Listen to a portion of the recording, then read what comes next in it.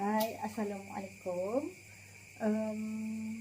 Malam ni saya akan share tips penjagaan pokok keladi ataupun kita kenali sebagai caladium.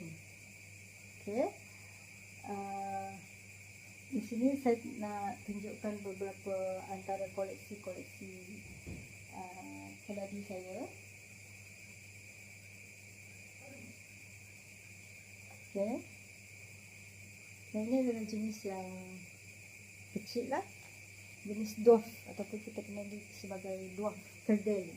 Dia memang jenis yang pendek dan dia cuma akan merimbun lah. Ini saya beli mula-mula dia cuma ada satu daun je dan agak kuning daun dia masa tu, dan antal tu bagi murah aje lah masa saya beli, sebab pokok ni saya rasa macam saya tak ada koleksi lagi. So saya beli, saya ambil dan saya beli je. Okay. Yang ni saya dapat daripada makcik yang jual air sadap. Kalau dekat Sarawak ni kita kenali sebagai air sadap. Air sadap tu adalah air nira nipah. Kita sebut pokok apong. Masa saya beli air sadap tu, saya pergi rumah dia, saya tengok alahai banyaknya koleksi makcik ni. Saya tanyalah makcik jual tak? Saya nak beli satu pokok je saya nak beli. Dia ada banyak koleksi. Yang ni dia bagi, yang ni yang merah ni. Yang merah ni pun makcik tu bagi. Sekali saya tengok, saya ingatkan saya nak beli satu pokok. Makcik tu tak kisahlah makcik tu nak jual berapa, saya memang nak beli satu pokok setiap koleksi. Makcik cakap, alahai tak adalah saya nak jual je, saya just bagi je. Dia terus bagi saya satu pasir yang ada beberapa jenis caladium dalam tu. Betapa bahagianya saya sebagai peminat caladium bila orang bagi free. Tambahan lagi, caladium yang dia bagi tu saya belum ada lagi dalam koleksi saya. Mudah-mudahan lah makcik ni murah rezeki kan. Saya ada lagi gambar, nanti saya share gambar makcik tu. Okay. Kalau kita tengok yang ni agak besar daun dia. Besar kan daun dia, dah ada daun baby lagi tu. Mula saya beli dia memang sangat kecil, ada satu daun je masa tu saya beli. Harga dia RM5. Bila saya tengok dalam pasaran keladi lah, Shopee lah semua, memang agak mahal lah jenis ni. Saya pun tak ingat dia ni Boston apa saya tak ingat jenis dia. Yang ni White Christmas, saya tahu. Ini jenis White Christmas. Dan yang ni adalah Heart of Jesus, kalau tak silap saya nama yang ni. Yang ni Bold and Beautiful. Cantik kan? Kalau merah dia sangat menyerlah. Tengoklah. Ini makcik tu bagi juga. Tengok daun dia. Daun dia ada bintik-bintik putih, ada bintik-bintik hijau sikit kat sini. Cantik kan? Tengok dekat. Cantik kan? Yang ni dia bukan jenis yang keladi tumpah. Cat tumpah tu, dia jenis yang bold and beautiful, kalau tak silap saya nama dia. Dia kalau dia cukup pencahayaan, dia akan lebih berkilat, lebih besar daun dia. Okay. Yang ni jenis yang pink and beautiful, pink sexy. Nama dia pink sexy. Tengok, kalau kita tengok yang ini, colour dia agak cerah kan, colour dia agak cerah. Ini agak terang. Cerah ni sebab saya letak dia dekat tempat yang teduh lah. Kalau dekat rumah saya ni, saya letak dia dalam halaman, kat tepi tu saya letak. cukup satu masa nanti saya akan jemur. Kalau cahaya matahari saya bagi dia orang pencahayaan sikit lah. And then yang ni yang ni untuk perempuan, yang ni jenis yang besar. Yang ni jenis besar. Yang saya cakap dia beradik dengan yang ni tadi lah. Dia beradik dengan yang ni tadi. Tapi yang ni jenis kecil, pendek. Yang tu jenis yang boleh membesar. Yang tu saya baru beli dekat Sarike hari tu. Makcik aunty tu bagi RM15 satu pokok.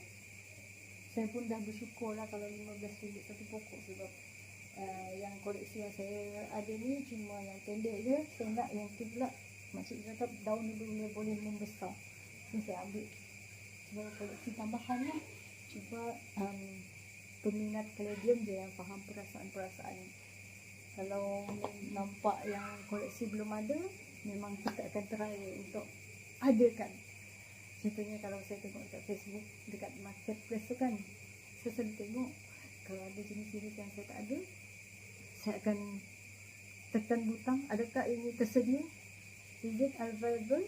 Saya akan try tanya. Kalau dia cakap okey, harga dia boleh dipertimbangkan, saya akan beli dan pergi rumah makcik tu. Saya akan beli dan dapatkan koleksi yang saya belum ada. Sebagai contoh, keladi Niki.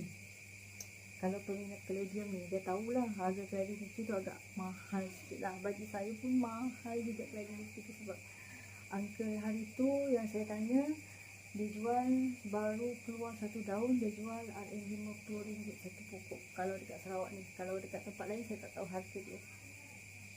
Saya tak nak beli sebab saya rasa tu dah mahal. Saya akan beli yang di bawah RM50 je. Dan saya akan jadikannya koleksi. And then satu hari tu adik ipar saya bagi, "Kak, ni ada satu keladi Niki yang akak cari." Bahagianya bila dapat dia nak bagi saya keladi Niki yang mahal tu. Dia kata dia dapat harga murah daripada kawan dia.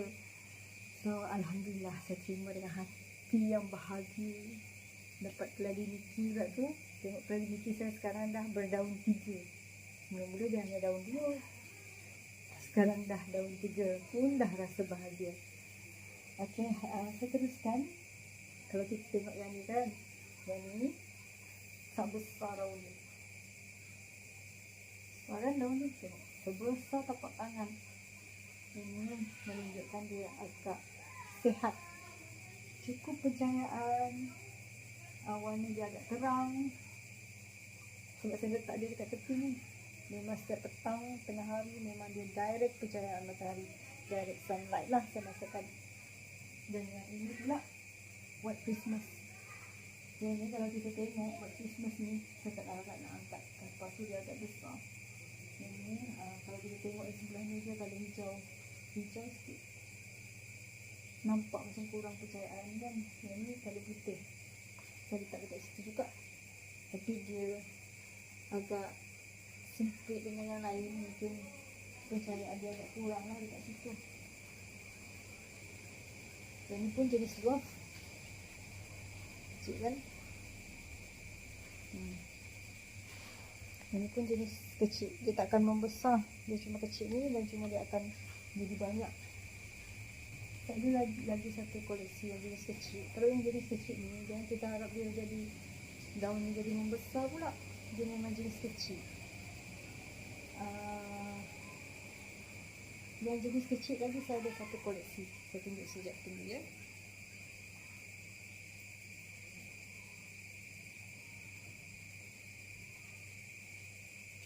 Tengok, yang ni lagi kecil.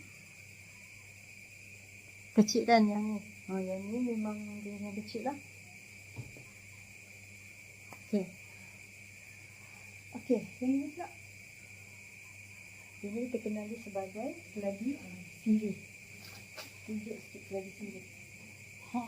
Tengok besar dia daun. Dan dia dah jadi semakin besar. Dia tak sihat. Masa saya beli hari tu, dekat uncle tu, dia agak sakit. Yang ni pula adalah keladi yang biasa kita tengok. Cantik ya. Daun dia buat besar. Tengok sihat daun dia. Saya tengok lah. Dekat tepi jalan pun ada yang ni. Cantik, tengok ada banyak. Dia punya anak. Anak-anak dia sangat sihat, anak-anak dia. Okay. So, kita tunjuk tadi beberapa koleksi. Dan tips yang pertama tadi adalah dari segi pencahayaan. Pencahayaan sangat penting lah. Kalau kita nak simpan dekat dalam rumah, tapi pencahayaan dari luar pun sangat penting lah. Pastikan pencahayaan dia cukup untuk memastikan keladi kita sihat. Tips yang kedua adalah cara kita jadual kita siram kaladium ni.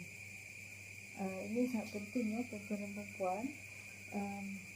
Kalau kaladium kita ada dia punya, saya panggilkan mangkuk ni lah. Mangkuk ni boleh menampung air. Kalau ada mangkuk tu, dia boleh tahan dalam 2 hari sekali pun kita boleh siram. Dan kita kena tengok lah, kalau tanah dia agak kering, kita kena siram. Kita boleh tengok lah kalau dia nampak kering. Kita boleh rasa macam ni. Adakah tanah dia agak lembab ke? Kalau dia agak kering, kita kena siram. Siram pokok tu. Kita siram tu untuk buat tanah dia sedikit lembab. Okay. Kalau kita tengok dekat tepi-tepi jalan memang banyak keladi-keladi tumbuh kan. So keladi-keladi tumbuh ni kebanyakannya dia hidup dekat tanah yang lembab. So kita kena pastikan keladi-keladi kita untuk sihat, pastikan dia hidup dengan tanah yang lembab lah. Kita kena pastikan dan kita kena tengok selalu. Kalau kita jaga ni, kita kena selalu belek-belek dia. Kita tengok pastikan ada, sama ada daun dia ada ulat. Satu lagi, ulat ni suka sangat dekat daun keladi ni. Terutamanya ulat beluncas. Saya dah bunuh beberapa ekor. Hari tu, saya tak bunuh dah. Sebab adik saya simpan ulat tu dalam bekas. Dan mula-mula saya tak tahu rupanya ulat tu boleh jadi rama-rama. Disimpan dalam satu bekas. Yang ulat, bila saya jumpa ulat-ulat dekat daun kan, saya orang marah lah kalau ada ulat.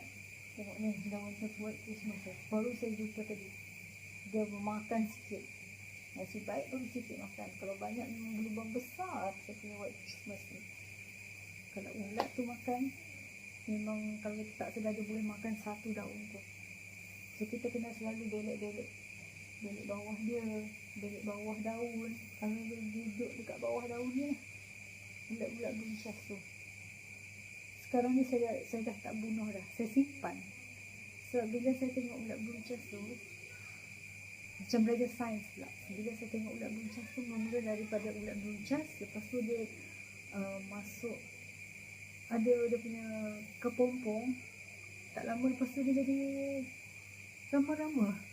Bila jadi rama-rama, bila saya fikir, lama banyaknya ulat yang saya dah bunuh-bunuh sebelum ni, kesiannya. Kalau tak boleh jadi rama-rama yang cantik kan. Saya nak tunjuk kat mana adik saya letak tempat simpan ulat ni. Tak tahulah ada ulat lagi ke tak dalam tu. Sekejap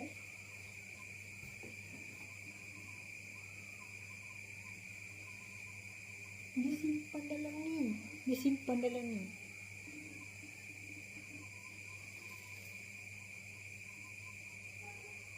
Dia simpan dalam ni ulat tu. Selepas saya tahu ulat tu boleh jadi rama-rama, saya letak dalam ni. Dia cakap kalau ulat tu makan daun ni, kena letak sikit daun ni. So saya letak lah. Bila dia dah jadi rama-rama, saya pun rasa bahagia. Tengok dia cantik. Dan lepas tu kita lepaskan dia jadi rama-rama. Kalau jumpa ulat lepas ni, janganlah bunuh.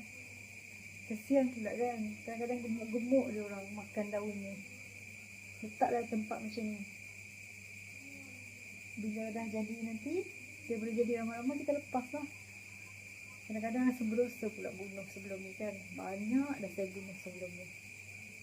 Okay, tips yang kedua tadi saya dah tunjuk, iaitu siram. Dan saya ada share sedikit supaya kita selalu tengok daun dia. Kok ada ulat buncas yang melekat. Okay, tips yang ketiga. Tips yang ketiga ni kita nak pastikan tanah dia tidak padat, kan? Padat. Macam mana nak cakap ni? Tanah dia tak, kadang-kadang kalau kita lama tak gembur, dia akan jadi terpadat sendiri kan tanah dia.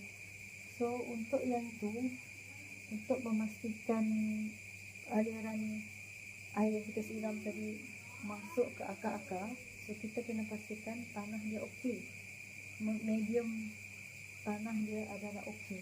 Contohnya saya punya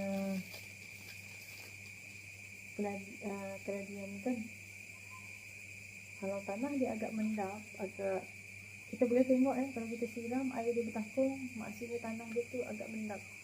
Kalau kita tengok tanah yang agak mendap macam tu, kita kena gemburkan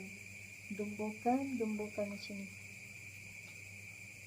Gemburkan. Kita kena gemburkan lah. Pastikan tanah air boleh masuk ke dalam akar-akar dia. Bila dia bertakung, ini boleh menyebabkan batang boleh membusuk lah. Batang keladi nanti kalau lama sangat bertakung, kita tak sedar, dia jadi membusuk. Sayang tuan-tuan dan puan-puan, keladi kita dah cantik, dia tanam dia pula tak cantik, dia jadi tak sihat. So kita kena pastikan semua kita punya keladian ni, tengok ni, tanah dia agak keras yang ni. Kita punya mesti gembur-gembur macam ni, supaya aliran air dia sampai ke bawah lah, dia tak bertakung. Kadang-kadang tanah ni dia banyak pasir, dia akan jadi bertakung lah. Okay, itu adalah tips yang ketiga tadi. Untuk masa ni semua tips saya dah tunjukkan, dan untuk next video saya akan tunjukkan macam mana kita nak pindahkan anak-anak keladi kepada sebagai satu pokok keladi yang baru. So teruskan untuk follow saya punya YouTube ni. Jangan lupa subscribe, like dan komen yang positif sahaja.